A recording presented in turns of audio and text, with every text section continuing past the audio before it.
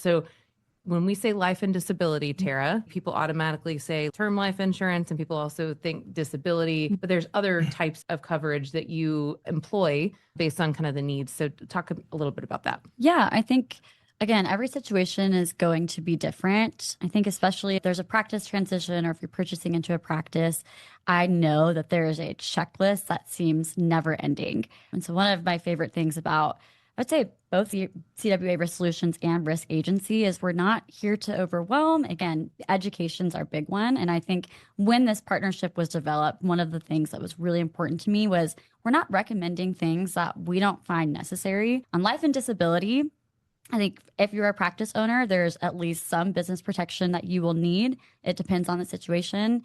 For the life insurance side, if you have a partner or if you have multiple doctors that are owners, then typically we will recommend a buy-sell policy.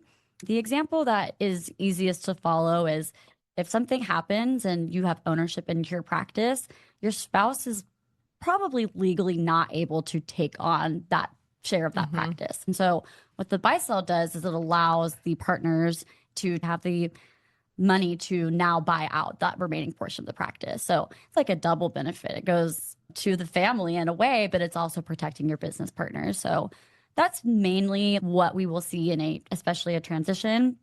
But the lenders will also sometimes require different insurances. We always say you want as much life insurance at the very least to cover any outstanding debts, just so if something does happen, then you're at least covering your family and protecting your family there. So those are probably our most common insurances on the life side.